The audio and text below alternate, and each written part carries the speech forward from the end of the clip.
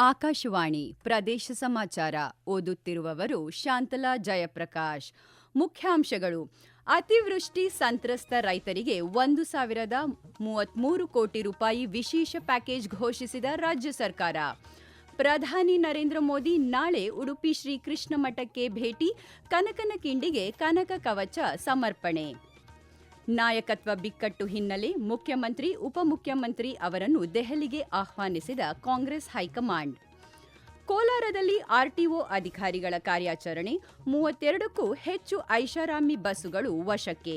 ಹಾಗೂ ಬೆಂಗಳೂರಿನ ಕಬ್ಬನ್ ಪಾರ್ಕ್ನಲ್ಲಿ ಇಂದಿನಿಂದ 11 ದಿನಗಳ ಕಾಲ ಹೂಗಳ ಹಬ್ಬ 2025. ಪ್ರಸ್ತುತ ವರ್ಷದ ಮಾನ್ಸೂನ್ ಅವಧಿಯಲ್ಲಿ ಭಾರೀ ಮಳೆ ಮತ್ತು ಪ್ರವಾಹದಿಂದ ಬೆಳೆ ಹಾನಿಗೊಳಗಾದ ರೈತರಿಗೆ ರಾಜ್ಯ ಸರ್ಕಾರದಿಂದ ಹೆಚ್ಚುವರಿ ಸಬ್ಸಿಡಿಗಾಗಿ 1,033 ಕೋಟಿ 60 ಲಕ್ಷ ರೂಪಾಯಿ ವಿಶೇಷ ಪ್ಯಾಕೇಜ್ ಘೋಷಿಸಲಾಗಿದೆ. ಬೆಳೆ ಹಾನಿ ಸಂಭವಿಸಿದ 14,24,000 ರೈತರ ಬ್ಯಾಂಕ್ ಖಾತೆಗಳಿಗೆ ಒಟ್ಟು 1,033 ಕೋಟಿ 60 ಲಕ್ಷ ರೂಪಾಯಿ ಹೆಚ್ಚುವರಿ ಪರಿಹಾರ ಒದಗಿಸುವ ಕಾರ್ಯಕ್ಕೆ ಮುಖ್ಯಮಂತ್ರಿ ಸಿದ್ದರಾಮಯ್ಯ ಇಂದು ಚಾಲನೆ ನೀಡಿದರು. ಬಳಿಕ ಮಾತನಾಡಿದ ಅವರು, ಬೆಳೆ ಹಾನಿಗೊಳಗಾದ ರೈತರಿಗೆ ಹೆಚ್ಚಿನ ನೆರವು ಒದಗಿಸುವ ಉದ್ದೇಶದಿಂದ ರಾಜ್ಯ ಸರ್ಕಾರ ಇನ್ಪುಟ್ ಸಬ್ಸಿಡಿಗಳ ದರಗಳನ್ನು ಹೆಚ್ಚಿಸಿದೆ. ಗರಿಷ್ಠ 2 ಹೆಕ್ಟೇರ್ಗೆ ಸೀಮಿತವಾಗಿ ಮಳೆಯಾಶ್ರಿತ ಬೆಳೆಗಳಿಗೆ ಹೆಕ್ಟೇರ್ ಒಂದಕ್ಕೆ 8,500 ರೂಪಾಯಿಯಿಂದ 17,000, ನೀರಾವರಿ ಬೆಳೆಗಳಿಗೆ ಹೆಕ್ಟೇರ್ ಒಂದಕ್ಕೆ 17,000 ರೂಪಾಯಿಯಿಂದ 25,500 ರೂಪಾಯಿ ಹಾಗೂ ಬಹುವಾರ್ಷಿಕ ಬೆಳೆಗಳಿಗೆ ಹೆಕ್ಟೇರ್ ಒಂದಕ್ಕೆ 22,500 ರೂಪಾಯಿಯಿಂದ 31,000 ರೂಪಾಯಿಗೆ ಹೆಚ್ಚಿಸಲಾಗಿದೆ ಎಂದು ತಿಳಿಸಿದ್ದಾರೆ. ಮುಖ್ಯವಾಗಿ ತೊಗರಿಬೇಳೆ 5.36 ಲಕ್ಷ ಹೆಕ್ಟೇರ್, ಹೆಸರುಕಾಳು 2.63 ಲಕ್ಷ ಹೆಕ್ಟೇರ್, ಹತ್ತಿ 2.68 ಲಕ್ಷ ಹೆಕ್ಟೇರ್ ಮತ್ತು ಮೆಕ್ಕೆಜೋಳ 1.21 ಲಕ್ಷ ಹೆಕ್ಟೇರ್ ಹಾನಿ ಉಂಟಾಗಿದೆ ಎಂದು ಮಾಹಿತಿ ನೀಡಿದ್ದಾರೆ.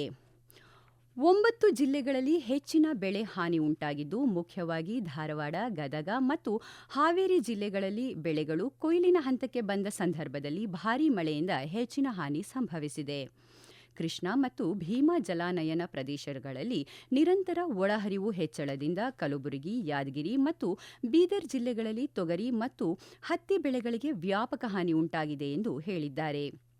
ಬೆಳೆ ಹಾನಿಯನ್ನು ನಿಖರವಾಗಿ ಖಚಿತಪಡಿಸಲು ಜಂಟಿ ಸಮೀಕ್ಷೆ ನಡೆಸಿ ಅಂದಾಜಿಸಲಾಗಿದೆ. ಎಲ್ಲ ದತ್ತಾಂಶಗಳನ್ನು ಪರಿಹಾರ ತಂತ್ರಾಂಶದಲ್ಲಿ ದಾಖಲಿಸಲಾಗಿದ್ದು, ಭೂಮಿ ಮತ್ತು ಫ್ರೂಟ್ಸ್ ತಂತ್ರಾಂಶದಲ್ಲಿ ಸಂಯೋಜಿಸಲಾಗಿದೆ ಎಂದು ತಿಳಿಸಿದ್ದಾರೆ. ಪ್ರಧಾನಿ ನರೇಂದ್ರ ಮೋದಿ ಅವರು ಉಡುಪಿಯ ಶ್ರೀ ಕೃಷ್ಣ ಮಠಕ್ಕೆ ನಾಳೆ ಭೇಟಿ ನೀಡಲಿದ್ದಾರೆ. ಶ್ರೀಕೃಷ್ಣನ ದರ್ಶನ ಪಡೆಯಲಿರುವ ಅವರು ಲಕ್ಷಕಂಠ ಗೀತ ಪಾರಾಯಣದಲ್ಲಿ ಭಾಗವಹಿಸಲಿದ್ದಾರೆ. ಕೃಷ್ಣ ಗರ್ಭಗುಡಿಯ ಮುಂಭಾಗದಲ್ಲಿರುವ ಸುವರ್ಣ ತೀರ್ಥ ಮಂಟಪವನ್ನು ಉದ್ಘಾಟಿಸಲಿದ್ದಾರೆ. ಜೊತೆಗೆ ಪವಿತ್ರ ಕನಕನ ಕಿಂಡಿಗೆ ಕನಕ ಕವಚವನ್ನು ಅರ್ಪಿಸಲಿದ್ದಾರೆ. ಲಕ್ಷಕಂಠ ಗೀತ ಪಾರಾಯಣ ಕಾರ್ಯಕ್ರಮದಲ್ಲಿ ವಿದ್ಯಾರ್ಥಿಗಳು, ಸಾಧುಗಳು, ವಿದ್ವಾಂಸರು ಹಾಗೂ ಭಕ್ತರು ಸೇರಿದಂತೆ 1 ಲಕ್ಷಕ್ಕೂ ಹೆಚ್ಚು ಮಂದಿ ಭಾಗವಹಿಸಿ ಭಕ್ತಿ ಸಭೆ ಹಾಗೂ ಭಗವದ್ಗೀತೆಯನ್ನು ಒಟ್ಟಾಗಿ ಪಠಿಸಲಿದ್ದಾರೆ. ಮಂಗಳೂರಿಗೆ ವಿಶೇಷ ವಿಮಾನದಲ್ಲಿ ಆಗಮಿಸುವ ಅವರು ಬಳಿಕ ಉಡುಪಿಗೆ ತೆರಳಲಿದ್ದಾರೆ. ಪ್ರಧಾನಿ ಭೇಟಿ ನೀಡುತ್ತಿರುವ ಹಿನ್ನೆಲೆಯಲ್ಲಿ ದಕ್ಷಿಣ ಕನ್ನಡ, ಉಡುಪಿ ಜಿಲ್ಲೆಯಲ್ಲಿ ಬಿಗಿ ಬಂದೋಬಸ್ತ್ ಏರ್ಪಡಿಸಲಾಗಿದೆ. ಉಡುಪಿ ಜಿಲ್ಲೆಯಲ್ಲಿ ಡ್ರೋನ್ ಹಾರಾಟ ನಿಷೇಧಿಸಲಾಗಿದೆ. ಶ್ರೀಕೃಷ್ಣ ಮಠಕ್ಕೆ 7 ಗಂಟೆಗಳ ಕಾಲ ಭಕ್ತರಿಗೆ ದರ್ಶನ ನಿರ್ಬಂಧಿಸಲಾಗಿದೆ. ಪ್ರಧಾನಿ ಕಾರ್ಯಕ್ರಮದಲ್ಲಿ ಭಾಗವಹಿಸುವವರು ಯಾವುದೇ ರೀತಿಯ ಬ್ಯಾಗ್, ನೀರಿನ ಬಾಟಲಿ, ಧ್ವಜ, ಬಲೂನ್, ಪಟಾಕಿ ತರುವಂತಿಲ್ಲ ಎಂದು ಜಿಲ್ಲಾಡಳಿತ ತಿಳಿಸಿದೆ. ಮುನ್ನೆಚ್ಚರಿಕಾ ಕ್ರಮವಾಗಿ ಸೇನಾ ಹೆಲಿಕಾಪ್ಟರ್ಗಳು ಭದ್ರತೆ ಕುರಿತಂತೆ ಈಗಾಗಲೇ ರಿಹರ್ಸಲ್ಸ್ ನಡೆಸಿವೆ. ರಾಜ್ಯದಲ್ಲಿನ ನಾಯಕತ್ವ ಬಿಕ್ಕಟ್ಟು ಪರಿಹರಿಸಲು ಎಐಸಿಸಿ ಅಧ್ಯಕ್ಷ ಮಲ್ಲಿಕಾರ್ಜುನ ಖರ್ಗೆ ಅವರು ಮುಖ್ಯಮಂತ್ರಿ ಸಿದ್ದರಾಮಯ್ಯ ಹಾಗೂ ಉಪಮುಖ್ಯಮಂತ್ರಿ ಡಿಕೆ ಶಿವಕುಮಾರ್ ಅವರನ್ನು ನವದೆಹಲಿಗೆ ಆಹ್ವಾನಿಸಿದ್ದಾರೆ. ಬೆಂಗಳೂರಿನಲ್ಲಿಂದು ಸುದ್ದಿಗಾರರೊಂದಿಗೆ ಮಾತನಾಡಿದ ಅವರು, ಪಕ್ಷದ ಉನ್ನತ ನಾಯಕರೊಂದಿಗೆ ಸಭೆಯ ಬಳಿಕ ಬಿಕ್ಕಟ್ಟನ್ನು ಸೌಹಾರ್ದಯುತವಾಗಿ ಬಗೆಹರಿಸಲಾಗುವುದು ಎಂದು ಹೇಳಿದ್ದಾರೆ. ಇದೇ 29ರಂದು ದೆಹಲಿಯಲ್ಲಿ ಈ ಕುರಿತಂತೆ ಮಹತ್ವದ ಸಭೆ ನಡೆಯಲಿದ್ದು, ಮುಖ್ಯಮಂತ್ರಿ ಸಿದ್ದರಾಮಯ್ಯ ಹಾಗೂ ಉಪಮುಖ್ಯಮಂತ್ರಿ ಡಿಕೆ ಶಿವಕುಮಾರ್ ಭಾಗವಹಿಸಲಿದ್ದಾರೆ. ಅಂದು ರಾಜ್ಯದಲ್ಲಿನ ನಾಯಕತ್ವ ಬಿಕ್ಕಟ್ಟನ್ನು ಬಗೆಹರಿಸಲು ಅಂತಿಮ ನಿರ್ಧಾರ ತೆಗೆದುಕೊಳ್ಳುವ ಸಾಧ್ಯತೆಯಿದೆ ಎಂದು ಐಎನ್ಎಸ್ ಸುದ್ದಿಸಂಸ್ಥೆ ವರದಿ ಮಾಡಿದೆ.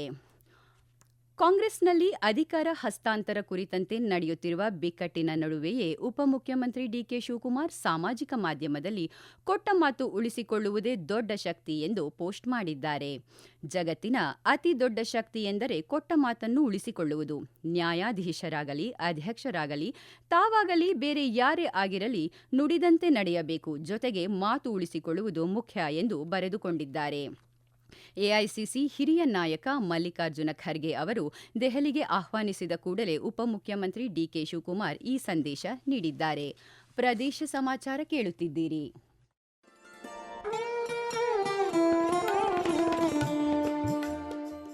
ಆಕಾಶವಾಣಿ ಸುದ್ದಿ ವಿಭಾಗದಿಂದ ಪ್ರದೇಶ ಸಮಾಚಾರವನ್ನು ಪ್ರತಿದಿನ ಬೆಳಿಗ್ಗೆ 7:05, ಮಧ್ಯಾಹ್ನ 12 ಮತ್ತು 2:30 ಹಾಗೂ ಸಂಜೆ 6:40ಕ್ಕೆ, ರಾಷ್ಟ್ರೀಯ ವಾರ್ತೆಗಳನ್ನು ಬೆಳಿಗ್ಗೆ 7:35, ಮಧ್ಯಾಹ್ನ 1:10 ಹಾಗೂ ಸಂಜೆ 7:35ಕ್ಕೆ ಪ್ರಸಾರ ಮಾಡಲಾಗುತ್ತದೆ. ಈ ಎಲ್ಲಾ ವಾರ್ತೆಗಳನ್ನು ನಮ್ಮ ಯೂಟ್ಯೂಬ್ ಖಾತೆ ಆಕಾಶವಾಣಿ ನ್ಯೂಸ್ ಕನ್ನಡ, ಫೇಸ್ಬುಕ್ ಖಾತೆ ಆಕಾಶವಾಣಿ ವಾರ್ತೆ ಕನ್ನಡ ಇದರಲ್ಲಿ ಆಲಿಸಬಹುದು. ನಿಖರ ಮತ್ತು ವಿಶ್ವಾಸಾರ್ಹ ಸುದ್ದಿಗಳಿಗಾಗಿ ಕೇಳಿ ಆಕಾಶವಾಣಿ ವಾರ್ತೆ. ಸರ್ಕಾರಕ್ಕೆ ಲಕ್ಷಾಂತರ ರೂಪಾಯಿ ತೆರಿಗೆ ವಂಚಿಸಿ ಸಂಚರಿಸುತ್ತಿದ್ದ ಅಂತಾರಾಜ್ಯ ಖಾಸಗಿ ಬಸ್ಗಳ ವಿರುದ್ಧ ಸಾರಿಗೆ ಇಲಾಖೆ ಅಧಿಕಾರಿಗಳು ಕೋಲಾರದಲ್ಲಿ ಕಾರ್ಯಾಚರಣೆ ನಡೆಸಿ 32ಕ್ಕೂ ಹೆಚ್ಚು ಐಷಾರಾಮಿ ಬಸ್ಸುಗಳನ್ನು ವಶಕ್ಕೆ ಪಡೆದಿದ್ದಾರೆ.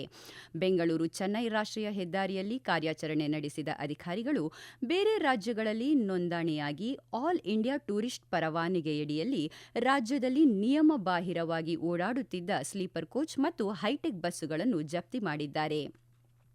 ಜಂಟಿ ಆಯುಕ್ತೆ ಗಾಯತ್ರಿ ದೇವಿ ನೇತೃತ್ವದ 15 ಆರ್ಟಿಒ ಅಧಿಕಾರಿಗಳ ತಂಡ ಕಾರ್ಯಾಚರಣೆ ನಡೆಸಿವೆ. ಬಳಿಕ ಪ್ರತಿಕ್ರಿಯಿಸಿದ ಜಂಟಿ ಆಯುಕ್ತೆ ಗಾಯತ್ರಿ ದೇವಿ, ಬಸ್ ಮಾಲೀಕರು ಆದಾಯದ ಮೇಲೆ ಮಾತ್ರ ಗಮನ ನೀಡಿ ಪ್ರಯಾಣಿಕರ ಸುರಕ್ಷತೆಗೆ ನಿರ್ಲಕ್ಷ್ಯ ತೋರುತ್ತಿರುವುದು ಎಂದು ತಿಳಿಸಿದ್ದಾರೆ. ಜಪ್ತಿ ಕಾರ್ಯಾಚರಣೆ ವೇಳೆ ಬಸ್ಗಳಲ್ಲಿದ್ದ ಪ್ರಯಾಣಿಕರನ್ನು ತಕ್ಷಣವೇ ಸಾರಿಗೆ ಇಲಾಖೆಯ ಅಧಿಕಾರಿಗಳು ಕೆಎಸ್ಆರ್ಟಿಸಿ ಬಸ್ಗಳಿಗೆ ಸ್ಥಳಾಂತರಿಸುವ ಮೂಲಕ ಪ್ರಯಾಣಿಕರಿಗೆ ತೊಂದರೆಯಾಗದಂತೆ ನೋಡಿಕೊಂಡಿದ್ದಾರೆ.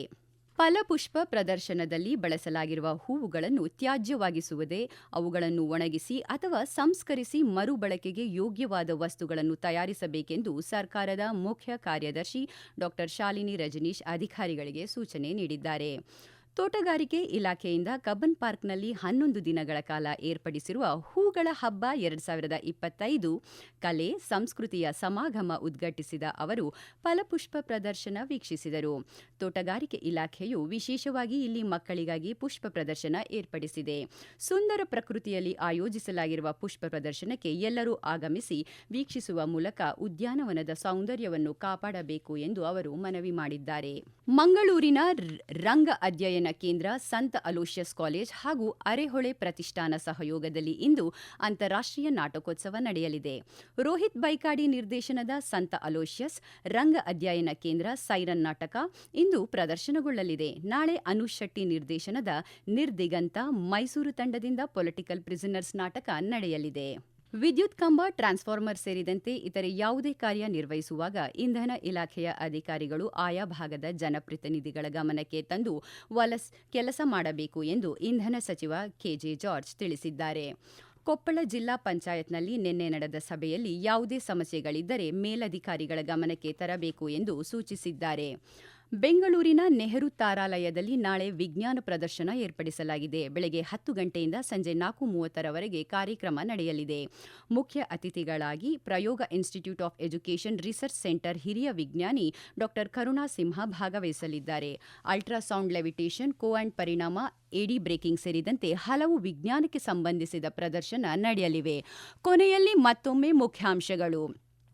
ಅತಿವೃಷ್ಟಿ ಸಂತ್ರಸ್ತ ರೈತರಿಗೆ 1,033 ಕೋಟಿ ರೂಪಾಯಿ ವಿಶೇಷ ಪ್ಯಾಕೇಜ್ ಘೋಷಿಸಿದ ರಾಜ್ಯ ಸರ್ಕಾರ. ಪ್ರಧಾನಿ ನರೇಂದ್ರ ಮೋದಿ ನಾಳೆ ಉಡುಪಿ ಶ್ರೀ ಕೃಷ್ಣ ಮಠಕ್ಕೆ ಭೇಟಿ, ಕನಕನ ಕಿಂಡಿಗೆ ಕನಕ ಕವಚ ಸಮರ್ಪಣೆ. ನಾಯಕತ್ವ ಬಿಕ್ಕಟ್ಟು ಹಿನ್ನೆಲೆ ಮುಖ್ಯಮಂತ್ರಿ, ಉಪಮುಖ್ಯಮಂತ್ರಿ ಅವರನ್ನು ದೆಹಲಿಗೆ ಆಹ್ವಾನಿಸಿದ ಕಾಂಗ್ರೆಸ್ ಹೈಕಮಾಂಡ್.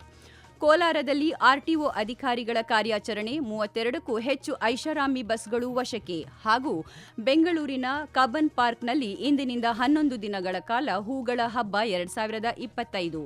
ಇಲ್ಲಿಗೆ ಪ್ರದೇಶ ಸಮಾಚಾರ ಮುಗಿಯಿತು. ನಮ್ಮ ಮುಂದಿನ ವಾರ್ತಾ ಪ್ರಸಾರ ಸಂಜೆ 6:40ಕ್ಕೆ.